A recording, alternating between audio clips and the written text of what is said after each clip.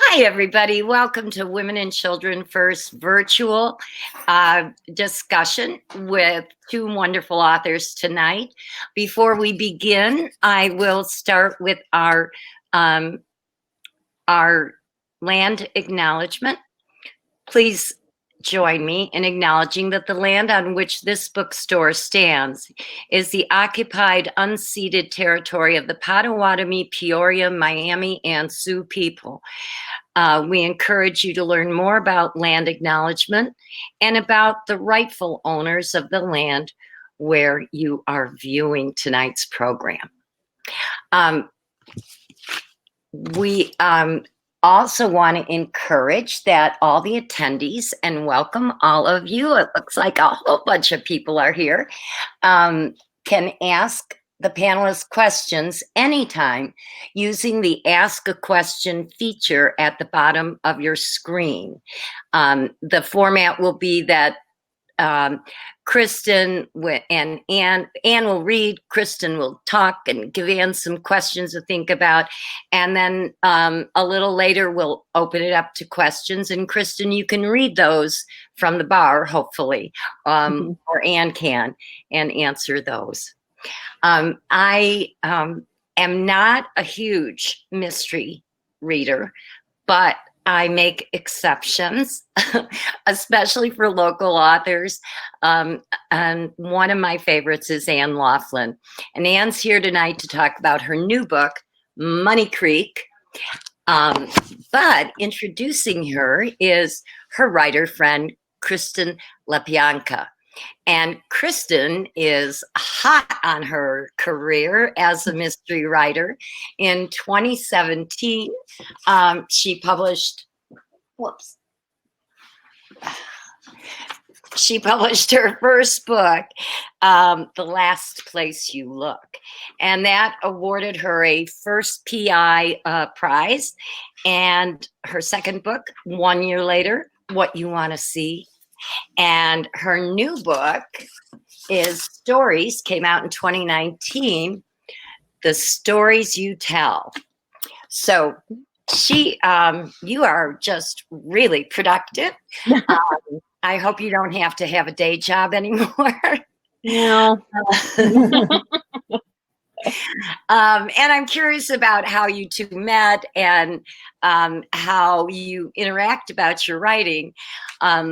Anne is on her fifth book. I'm just going to quickly show you Veritas and Runaway and The Acquittal. I really love this one.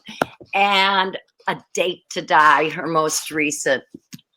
Money Creek takes us into new territory. Small town Illinois, drug dealers, small town lawyers, big time drug dealers. And our heroine, the person who changes in a novel, our heroine is really messed up.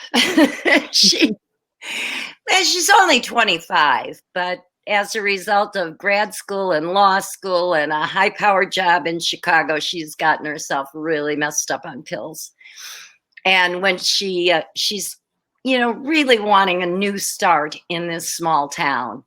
But wow, going without drugs is a lot harder than she thought. So that's just the beginning. And yes, there are murders. And yes, Anne, in all her books, keeps you guessing until the end. I had a few clues this time, but I thought it was just great. Really intense. Really made me glad I'm not addicted to pills or meth, which just sound horrible. But I have to say, she makes it real for us. It's a cautionary tale if there ever was one, but also a damn good mystery. And of course, there's some good lesbian sex in there too.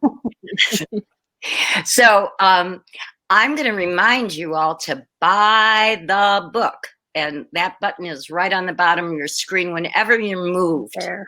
At a point when Anne's reading or if you just haven't got it yet, but you know you want to read it, you press that button. And now, with the help of my coworker, I'm going to try to exit the screen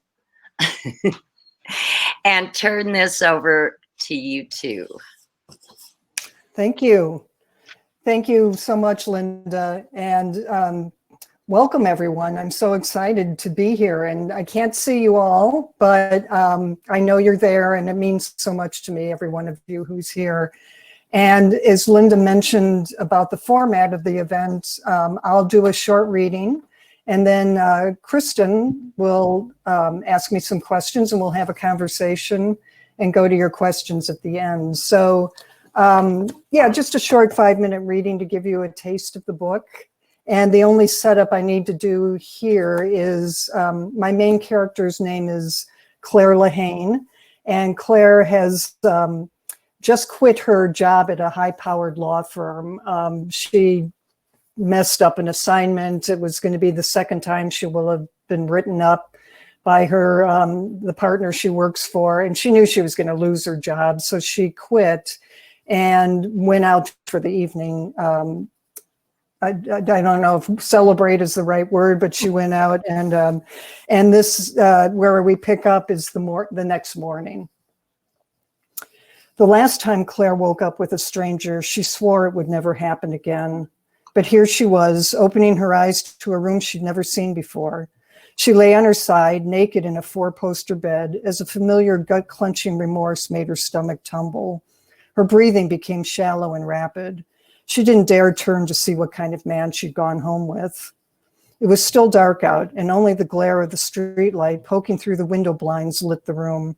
It smelled faintly of eucalyptus, very tidy except for the pile of clothes strewn near the door. Next to the bed was an antique table and Tiffany-style lamp, a pile of books stacked high. She skimmed the titles. What a man read would tell her a lot. There were the most recent releases from Margaret Atwood, Zadie Smith, and Emma Donoghue, contemporary fiction by women authors. Maybe she'd hit the jackpot and hooked up with a well-read feminist man. She turned to her right and found, instead, a woman leaning on one elbow, gazing at her. She had clear eyes, auburn hair hanging loose around her shoulders, and a crooked smile. Her face was handsome, with chiseled cheekbones and a slightly patrician air. Claire grabbed the sheet and pulled it up to her chest.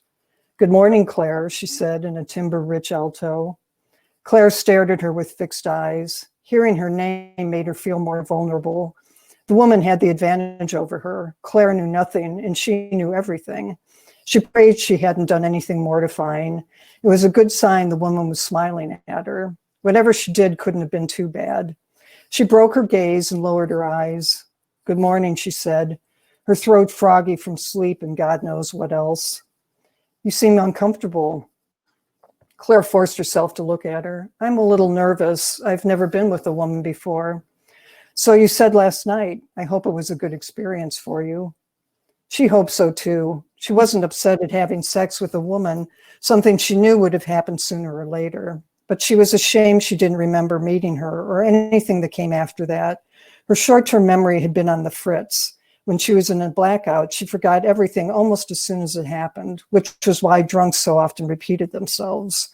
At least that's what she'd read in a depressing article on alcoholism. She scooched up to lean against the headboard and winced at the hammering in her head. She was beginning to feel the full strength of her hangover. "How are you feeling?" the woman said. She now sat in a lotus position facing her. Claire avoided her eyes. She seemed entirely out of her league. "Not so bad. Yourself?" "I'm surprisingly good, given how drunk we were last night," she said, "but I have no regrets." She reached over for Claire's hand and held it gently. "I hope you don't." "Can you regret something you can't remember?"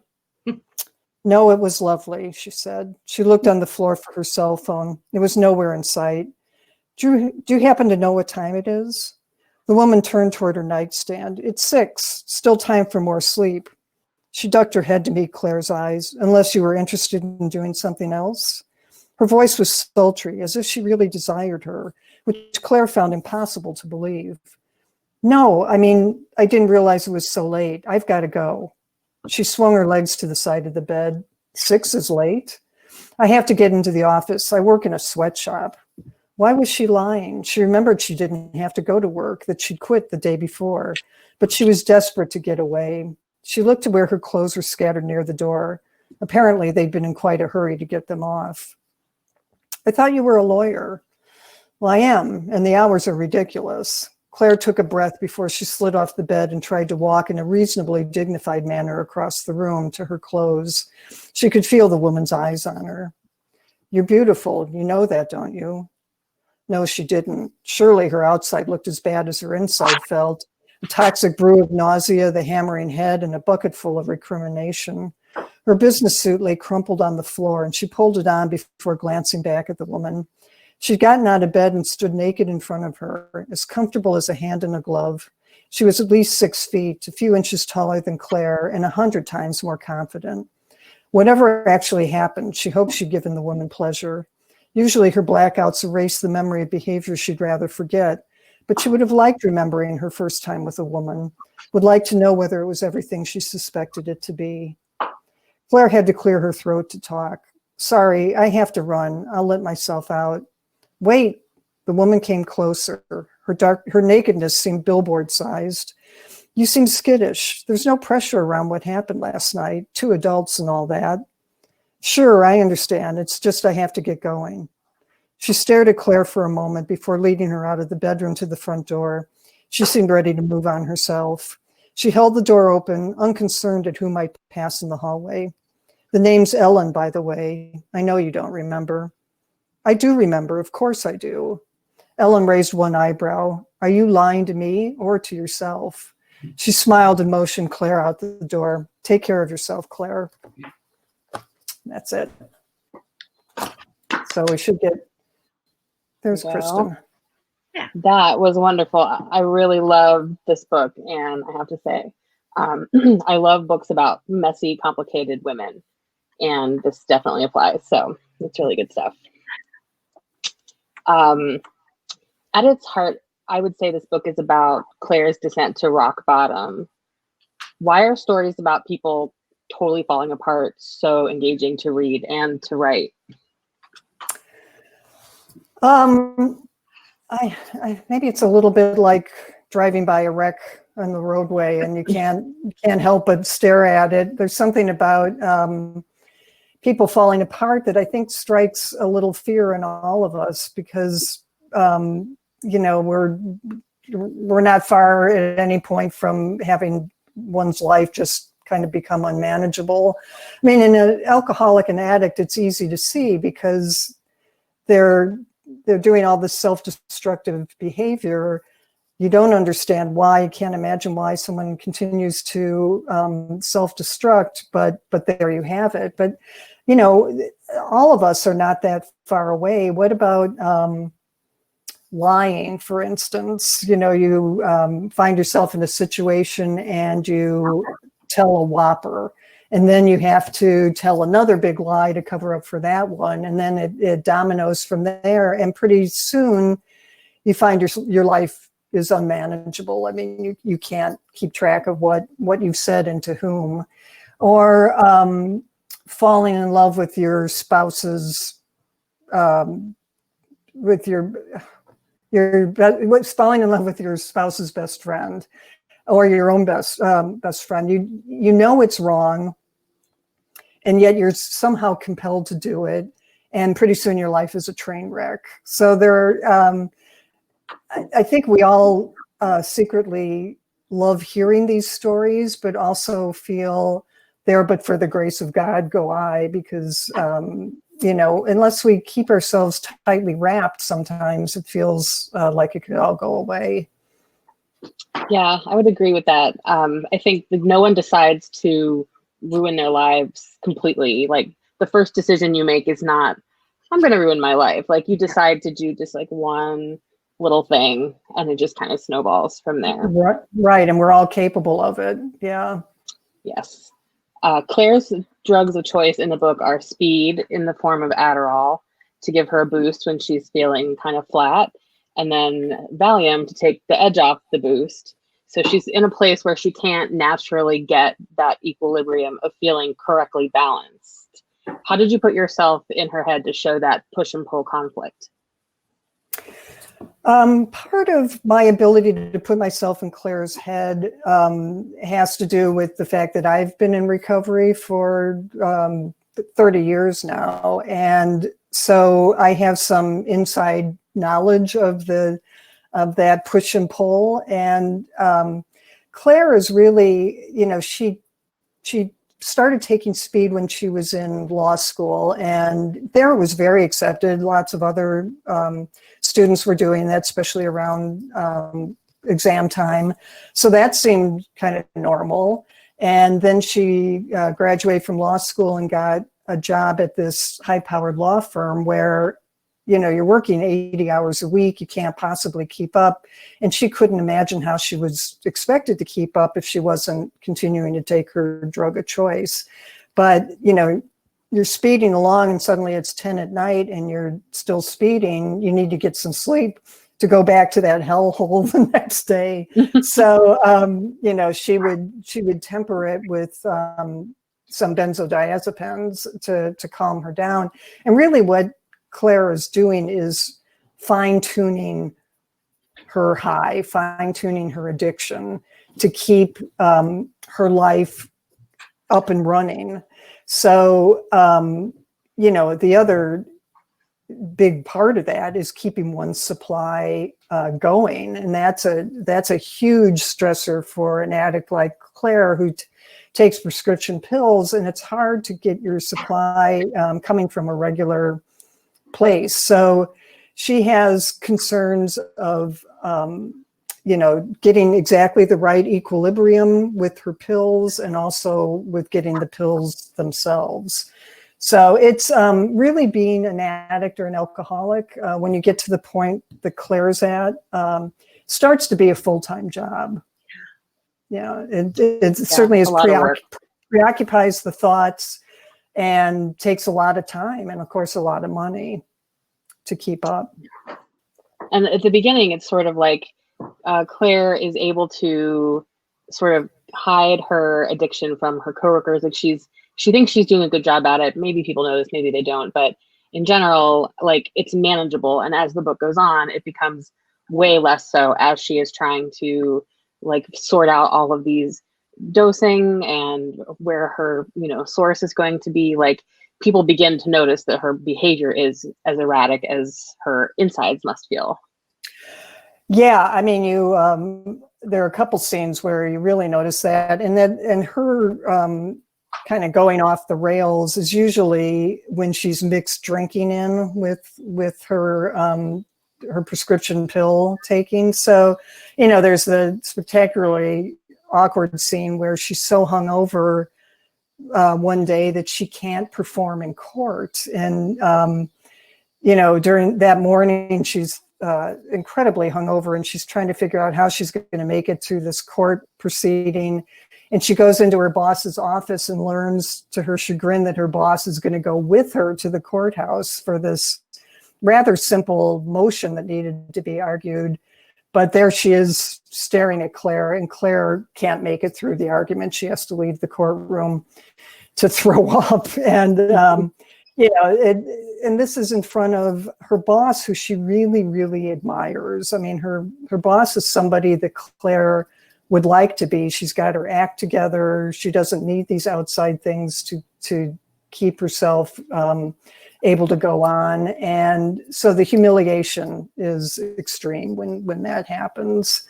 With each step of the book, we find Claire making a decision that then has ramifications a chapter later. You can see the snowball gaining volume as it goes downhill and headed toward a spectacular crash. One thing that I really like about the book is how realistic and authentic all of that feels, because not that other books sort of glamorize addiction, but I don't feel like there's a ton of very realistic portrayals of exactly how much goes into just having to deal with that all the time. Like, we regularly see characters drink heavily and then, the next day they're fine, and there's not those ramifications. So I really like that Claire does have to sort of face the music continually. Like, she has to constantly face the music for her own actions. And it really has to get pretty bad for her before she can face them for good, right? Like, it's not like, oh, I had a hangover one day, now I'm ready to reform. Like, she always thinks like, I'm gonna stop, but then something happens and she's like, not right now. Yeah, that's the peculiar part of addiction, isn't it? That almost anyone looking from the outside in would say, what the hell are you doing? Why don't you stop? I mean, how bad do things really have to get? But for many addicts, alcoholics, they have to get pretty darn bad. You know, the bottoming out, which is that point in which you're willing to ask for help and willing to admit that the addiction has beaten you. It sometimes takes years and years, or the length of a book to get there. And, you know, I think it comes for many people in different ways. For Claire, she just was boxed in and couldn't find a way out. But denial is a very, very, very strong thing that takes a lot to break. It's very true. So at the beginning of the book, Claire is working for this law firm. She winds up quitting her job to avoid getting in trouble. And then she really decides to sort of start over in this wholesome seeming small town that's outside of Chicago, like out of the city and away from all of the big city problems, except that's not really how it works. You know, that old saying, wherever you go, there you are. Like, Claire is still Claire in Money Creek. She's the same person she was in Chicago for sure. But so like she puts herself in a new place. That doesn't mean that all of her old ways just sort of evaporate. Like, she's still very much dealing with, you know, all of the problems that she had in the beginning of the book. They follow her to Money Creek. And with her addiction, I think, as you said, she sort of started taking speed in law school where it was more accepted, and she's kept it up working for this law firm. But as she's sort of slipping further into this drug abuse, she's also coming to terms with her sexual orientation. Do you think that these two are related? Has she been sort of self-medicating in part because she doesn't know who she is or how to be the person she is? I think that's very possible. I think I think in this book I didn't delve into the question of the origin of Claire's coming out as a lesbian. You know, what the backstory is. I made it almost a little bit of a lazy connection for Claire, that she had been curious about women. There were women in her past that really attracted her. And I think she knew in her mind that one of these days something was going to happen there. But with Claire, one thing I wanted to show is that this addiction, and then just the busyness of law school and the first year at a law firm, pretty much squeezed a love life out of the realm of possibility. She, you know, she couldn't really feel. That's the thing, is you're not really feeling much when you're medicating that much. So she could have been struck in the forehead with, you know, something, and she wouldn't see it right in front of her. But so I don't think she was pursuing relationships simply because she wasn't capable of doing that. So then when she meets Freya, who is the other main character in the book, she's a Illinois State Police detective who is on the local drug task force, just to make things interesting for Claire. Claire finds herself attracted to a cop who's actually looking for, you know, the people who sell her drugs. So she picks somebody who's completely inappropriate.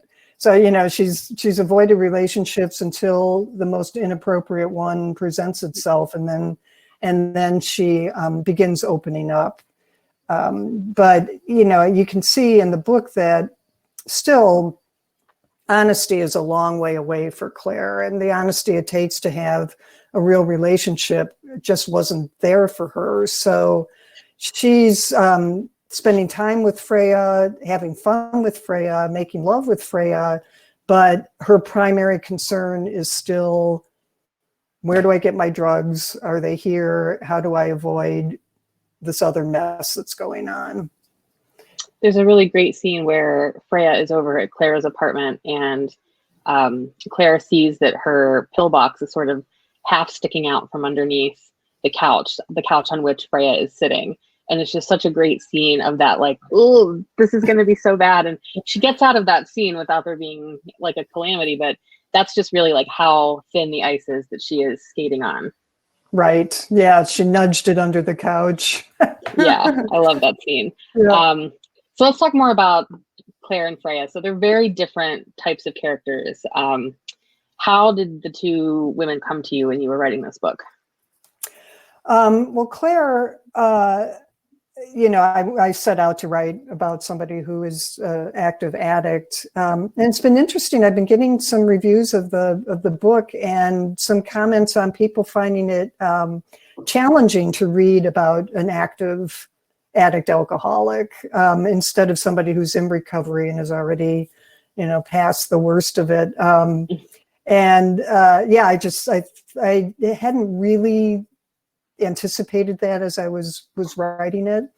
But Claire came to me as somebody I was going to make an addict. I also picked, I used to work in law. I worked in large law firms for many years. And so I knew the stress that comes from young attorneys working in these law firms. So I gave her the most stressful job I had familiarity with, and really wanted to put her in a position where she was going to uncork. And so she, she has a real arc in the story. And Freya, who's, I love Freya as well. She's a very strong character.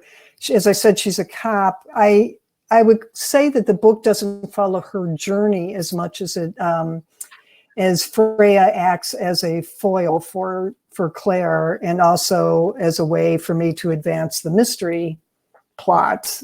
So we get from the cop side what the local drug activity is, what they're doing to try to stop it, and how close it's getting to Claire. And so Freya, and Freya is so opposite Claire in that she's filled with integrity. She's honest, she's forthright, she's transparent. She's everything that Claire is not, but she's also capable of denial, because we see that she makes excuses for Claire. She can see some things happening that if she were to think about it more or investigate it more, might have shown her some things about Claire she didn't want to see. So she's very taken with Claire, and she wants it to be something that really takes off, not something that craters. You touched on this a little bit a minute ago about the idea of some reviewers saying that it's hard to read about a woman who's in the throes of active addiction. I co-host a podcast that's called Unlikable Female Characters, which hopefully I will get to have you on at some point. I think it would be great to interview you on the podcast. Oh, I love it. But on this podcast, we discuss whether or not women in books need to be so-called likable to be worth reading about. I personally love characters who are messy and complicated and difficult and just disasters. I think that's so interesting and true to life to read about. Like, who wants to read about someone perfect? I don't. Yeah. But do you think that Claire qualifies as unlikable through parts of this book? Yeah. I mean, I think as an author, it's hard for me to think of anyone disliking my character just because, who wants that? But there's no question that she is messy and complicated and difficult. And so she is, it's harder to get behind her and really root for her because she keeps shooting herself in the foot. And that's frustrating for people. Claire,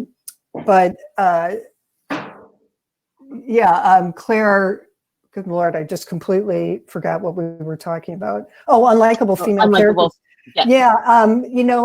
I think I really appreciate the need to get out there the fact that women are held under a different standard, I think, for for just unlikability. I mean, among men, it's a little bit more accepted to be unlikable. You get what you want, you succeed, you move forward, you move up.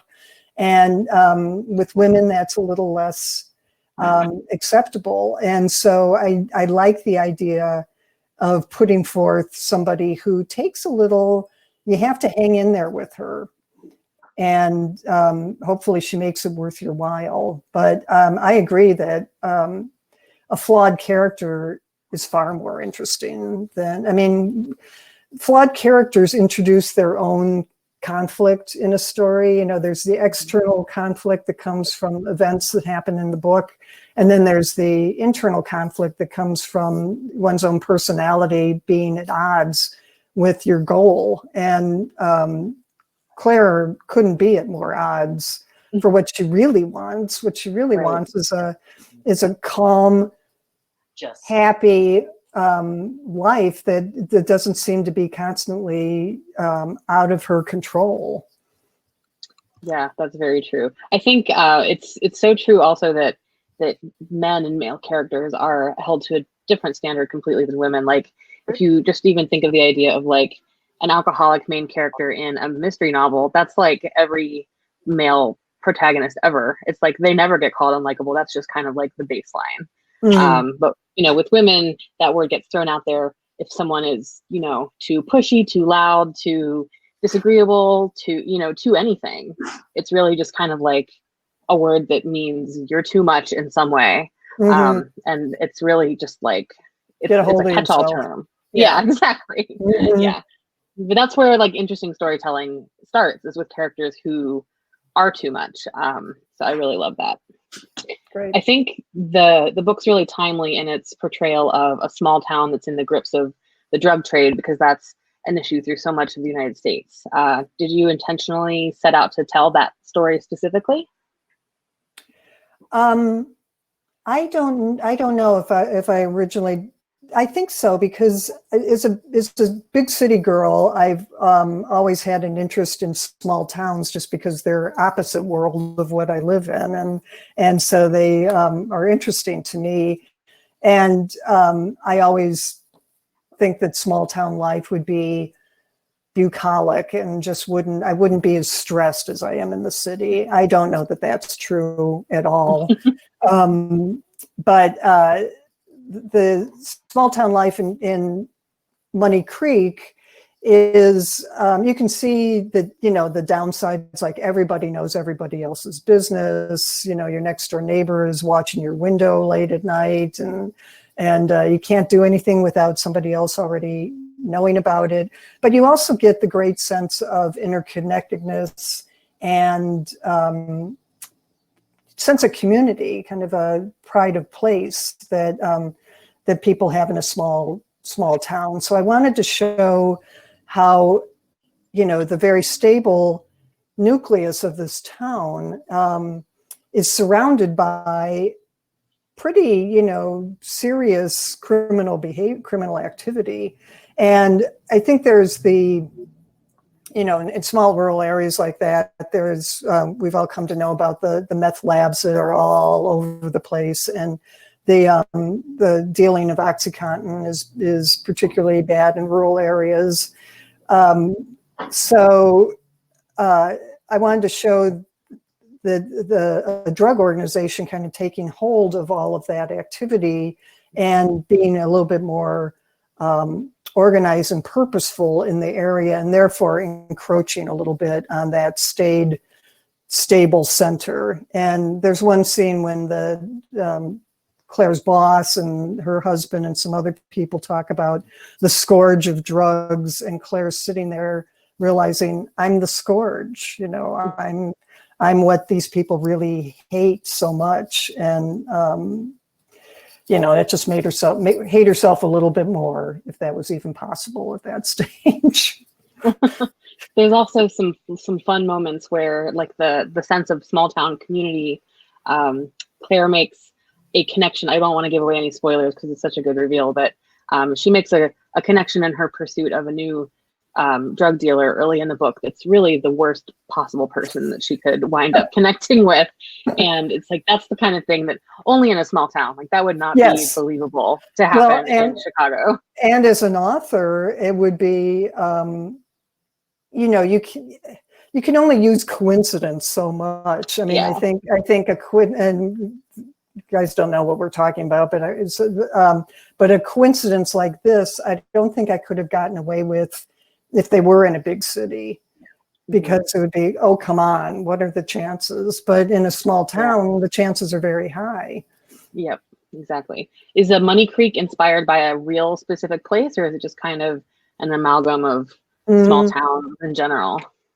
Well, when I decided I wanted to place it in a small town in downstate Illinois, I found a real map, and just kind of studied it for a while. And then I picked out a town called Lincoln, Illinois, which was probably 2/3 of the way down the state, somewhere south of Bloomington.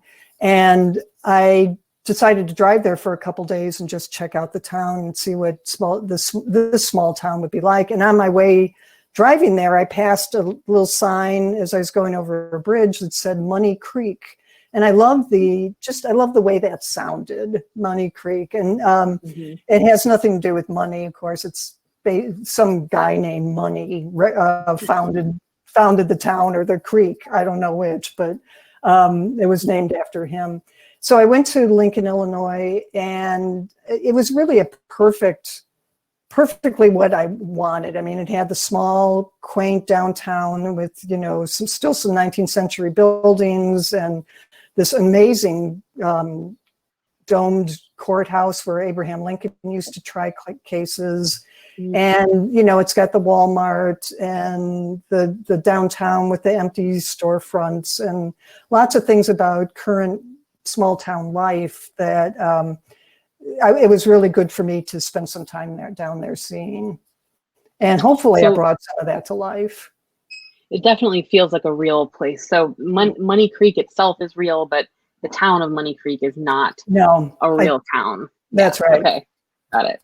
It's really fun, I think, to make up towns in your writing. I've done it a few times, and it's very freeing because, like, you don't have to worry about, is this geographically plausible? Like, are these two places too far away for the type of story that I'm trying to tell? Like, it's very freeing to just be like, I can make these streets go wherever they want because I'm in charge.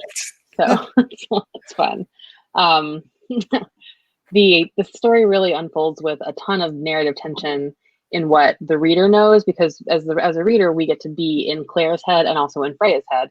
So we see what's happening from two different angles. So there's a lot of tension from what the reader knows versus what each of them independently know. What was it like to write a story like that with so much tension built in? Well, tricky.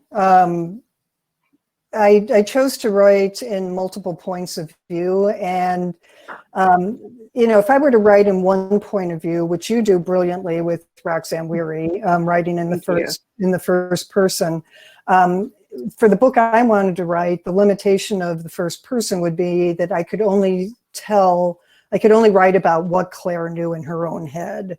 So I wanted to introduce story and storyline that wasn't dependent on her often addled brain to perceive things. So I had Freya be a point of view character so we could follow the action of the drug task force and the growing tension there of, you know, arrests being made and confessions being made, and the noose around Claire's neck, you know, getting a little tighter as the book moves on. We're also in Henry's point of view, who is a third point of view character, who is the one of the drug dealers, and his point of view also allowed me to show things that Henry knew that Claire didn't know, things that Claire knew that Henry didn't know, and things that Freya knew or didn't know, but that everyone else did. So it was a trick juggling all that so that I didn't make any continuity errors, and I might have, but I think I got all of them. This is a point where an author might get a huge whiteboard and lots of colored sticky notes and make a chart and try and but I didn't do that. I just I'm not good at plotting all the way through to the end of the book, so I just have to kind of go 6 or 7 scenes ahead of me, knowing what those next 6 or 7 scenes are, and I can keep things straight or relatively straight. I wanted to ask you, are you a big plotter, or do you just kind of in general like to let it develop on its own? Yeah, the plotter versus pantster. Yeah. Writing by the seat of one's pants. I would call myself a plantster, so I'm kind of I do some plotting, but I also just sit down and let it fly. And frankly, that's the most fun part of writing, was when you sit down and I vaguely have a goal in mind for what I want to write that day, but actually it's just happening as my fingers are touching the screen, the keyboard, and that's when surprising things happen. That's when the kind of things happen that then, I have to modify my outline because now it no longer applies. I've just changed so much. So as I was saying, it was there's a famous saying by E.L. Doctorow about not knowing anything more than like a car going down a dark road, only knowing as much as the headlights show you and nothing beyond that. That's basically how I write. And I was thinking of that same quote, actually. I wasn't sure who had said it, but I was thinking of the same thing as you were talking. Right. So with the book I'm working on now, I'm getting toward the end, so I have like my last 10 scenes figured out, and it will change undoubtedly as I write, but Right. I feel like I'm plotting by doing that.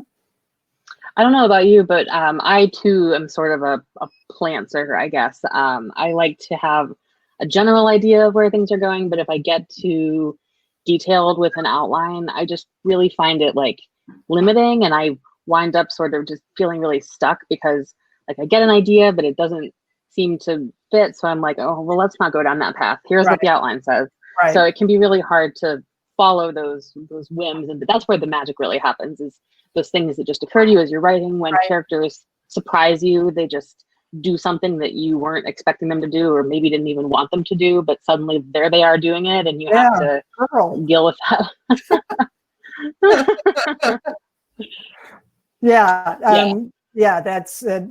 That's the joy of writing, I think, to me anyway. Sure. Yeah. What is your writing routine like? I don't really have one. I wish I did, but I'm a real estate agent the other times when I'm not writing, and when it's busy, I can't write. I mean, it disrupts so much of my life that I can't concentrate on writing. So that's been the case the last few months. But generally, and I am writing a novel now, but generally what I'll do is write in the very early morning and try to write for an hour or two. And I sometimes use a word count goal. And so I'll say, let's get 1,000 words done today. And I even will map that out and say, if I do that for 10 days, that's a lot of words, and I'll have made it. So I try to kind of inspire myself with the word count contest. Yeah, and the word count thing is so funny because I was at Ragdale with a poet, and I was telling her about my word count, that I wrote 3,000 words today or something. And she was like putting a word in the morning and taking it out in the afternoon. Yeah. Her word count was 2. Yeah. Yeah, we definitely have to churn and burn through those words a lot faster than poets. But when you think about short work, whether it's fiction or poetry, fewer words, but you have to be so much more precise and exacting with those words. Oh yeah, it's definitely, yeah. Has the pandemic been messing with your creativity? It's totally been just destroying mine. Yeah. I don't know. I think that we're also kind of upset on a subliminal or not subliminal level that it can't help but affect me. Currently writing a book. It's funny to write about people meeting or shaking hands or doing things. I'm like, do I write that now? I mean, it seems so old-fashioned. Oh, shaking hands, back in the day when we used to do that. Right. So I don't know. I think a little bit of moodiness and a little bit of not knowing exactly how much I want to bring in of this mood into the writing. But I've been plowing forward on this book, so I don't think it's affected me hugely. That's good. It's weird because like nobody knows how long this is going to last. So like we don't know in 2 years, are we going to be publishing books that like feel ridiculous if they don't address the pandemic? Right. Do we have to start writing like pandemic tinged mysteries? Like, I don't know if I want to do that. I hope that this is over far beyond that. I don't want to. No. I know that right off. Yeah. Can you give us like a tiny teaser of what it is that you are working on now? Sure. It's a book about Chicago private investigators. So it may be the first of a series. And the book opens with her best friend being killed. And she works on trying to find the killer of her best friend, and runs into some corporate espionage and a family that makes pills that have harmed a lot of people, and they're a very nasty family, and trying to break into them and solve the mystery that way. So it's more of a procedural than Money Creek is by far. Sounds good. I love a private eye mystery. So and yours are so good. I really encourage everyone to read Kristen LaPianca's Roxanne Weary series. It's really great. Thank you so much. Well, I am going to check out the questions that we are getting. So let's have a look here. Okay, once you get an idea, what needs to happen before you actually sit down and start writing? That depends on if there's some research needed, and but usually I'll start just writing a first chapter to see just to see, is this something that am I getting a tingling in my fingers while I'm writing this first page, and but then if I do need research, actually I love doing the research. And so I'll do a bunch of that, and but not much has to happen except to get my butt in the chair to start writing a book. I mean, I have to think it through a little bit, but it's not, because as we were talking about with the plotting thing, I don't do an elaborate preparation for writing. I just dive in.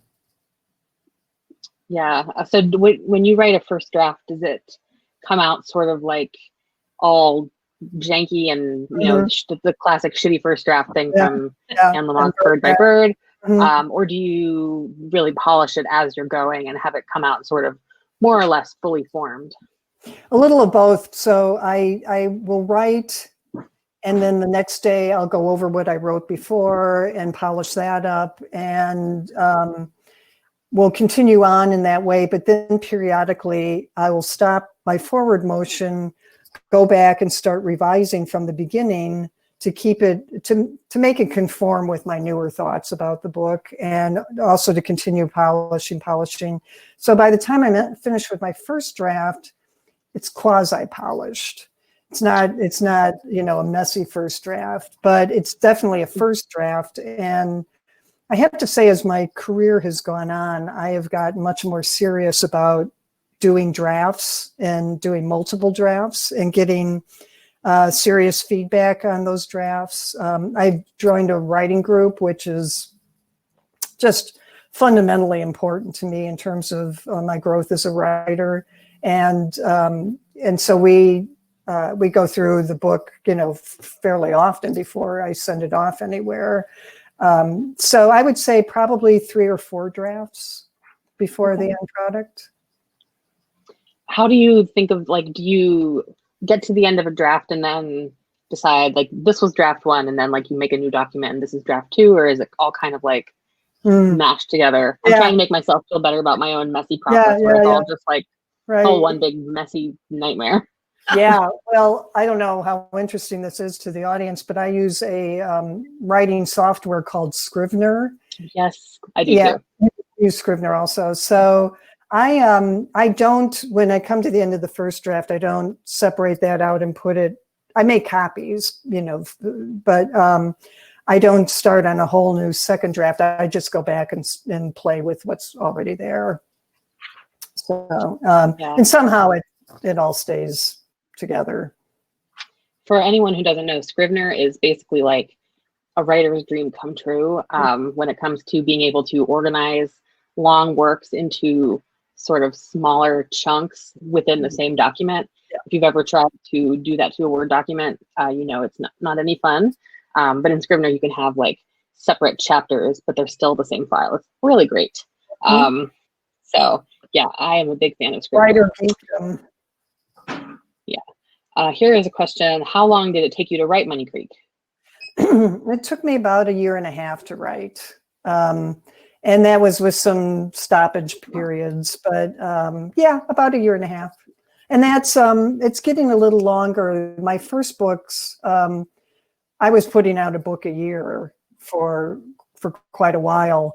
And then it became a book every other year. And that seems to be more the schedule I'm comfortable with, because as I said, I'm doing more with really working on drafts and trying to polish as much as I possibly can. Yeah, it's definitely, certain books take longer to write. Like it's hard to even explain that to explain to another writer. Like some books, just even if they wind up being the same length as something else that you've written, like sometimes it's like pulling teeth, sometimes it really just comes out a lot easier. But yeah, the first book is usually that gift of it coming out. Yes, for sure. Yeah, then it gets progressively more complicated until you go crazy. That's right. But yeah, it's do you generally just write one thing at a time, or do you work on multiple books at once? Just one at a time. Though, yeah, me too. I'm so in awe of writers who can do like 2 different projects at the same time. Like a novel and a short story, or a novel and some essays or something. I know someone who's working on 2 novels, one as a young adult and one as adult. Like no. I couldn't do that. Yeah. No. Here's a great question. Being in recovery and having your own experiences with addiction, was it difficult at times to write Claire's story? Good question. You know, there were a couple instances where I really felt what Claire was going through. And if anything, I think that serves at this point in my recovery, serves as one of those really good reminders that you never want to be in that place again. So it wasn't so much triggery for me as I think I was feeling some compassion toward this disease and wanting to show somebody who struggles with it, and you know, and just following the arc that is inevitable. So there's no going back out. If you know, the line is still the same. You're going to things are going to get worse, and you're going to bottom out. It's kind of, there's just one real trajectory for addiction and alcoholism. And so I was reminded of that, I think, kind of that, how things get worse and then they so rapidly get terrible. Yeah, that's very interesting. Do you think that there's more to Claire's story that you might want to tell at some point in another book? I don't think so. I don't think so. I mean, that would mean, I don't know what Claire would do. You know, she's a small town lawyer. I suppose she could have some mysteries that way, but I don't see Claire actually as being a great investigator. Well, maybe the sober version of Claire might be a Yes, good that's right. investigator. That's right. And really what we're talking about is a sober version of Claire would be a whole new character. That's true. And that's the amazing thing about recovery, learning to live as a sober person, is that you're not the same person you were by a long shot, and all for the good, you know. So I don't think Claire is a sequel or a series. All of your books to this point have been standalones. Is that right? That's correct. Yeah. Do you think, like, I know you said your work in progress might wind up being a series. Do you sort of hope to write a series at some point, or do you really sort of prefer the one and done model where, you know, you kind of leave the character where they are at the end? I've never tried a series, so I'm curious about it. And I think, you know, I think they're so popular that I would like to write a series. I mean, people love series. So I purposely wrote this one with the Chicago PI with the possibility that I could give it legs. And yeah, well, I can tell you, it's really fun to write a series because like you get to check back in on these same people. They're not always in the same exact places when you left them, and it really just sort of letting that character arc grow from book to book, but also across a series is really a lot of fun. And that takes some forethought to have an arc go across several books as opposed to just one book. Yeah. I always get this question when I'm doing events, and I love it and I hate it, so I'm going to ask it. Where do you get your ideas? Yeah. You know, I simply don't know. They just seem to come to me, and I, you know, it can be as simple as something like, I remember years ago, I read about a guy who was on a motorcycle, and he was in Iowa, and he somehow spun out, something happened, and he was thrown from his motorcycle into a cornfield. And he actually died because he couldn't get word out to anyone, no one could see him. So and I thought, well, that would be interesting. Why don't I? So I wrote a short story about a young woman who gets thrown from her motorcycle, and a beautiful sheriff in the county she was in comes and saves her. So that was a fun thing to write. But so sometimes, and the acquittal I wrote after reading something about a person being acquitted of killing their lover, and it was an interesting setup, and I kind of riffed off of that. But generally, I just kind of come up with a character and then try to fashion a story that I think will be interesting. And it takes a long time. I don't have that whole story in my mind at the beginning. Yeah, that's the part you can't really, like, you can't hurry along. You can't rush the idea part. You can just sort of wait around for it to show up. Right. Let's see. Yeah. There you are. Yeah, I don't know what just happened. There was some funny business. We must be out of time. Yes. Is it time, Do Linda? you have any final thoughts for us about Money Creek? Do I? Yeah, you know, I was a little tortured writing this book. It was a really difficult book to write, and I had a lot of anxiety about whether people would like it because of Claire's difficulty. And so I'm really happy now that it's out, and I feel great relief. And I also feel like, oh, maybe people like this book. And so that's really exciting. And as you know, it's just, you just don't know when you throw it out there in the world what's going to happen, and it's nerve-wracking. So I'm feeling a little relieved and happy now. That's good. Well, congratulations on it. It's really great. Thank you, Kristen. I definitely hope it's very successful for you. Thank you. And thank you, everyone. Thanks, everyone, for tuning in tonight. Wonderful discussion. I just enjoyed your questions so much, Kristen. And I really have to correct myself because I said your new book was stories. No, the title is the stories you tell.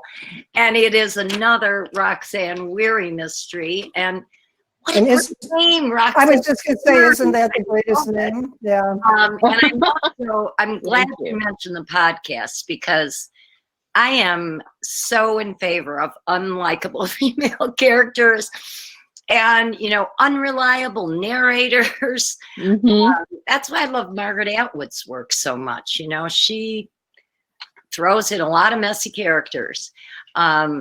So I will be listening to your podcast. Wonderful. And I'm looking forward to that. I really thank everybody for participating tonight, and remind you one more time, buy the book. That button's right there. And we'll get it out to you right away, or you can come in the store and pick it up. Thanks so much for listening, and be well, everyone. Yes, thank you, everyone. Bye. Thank you. And then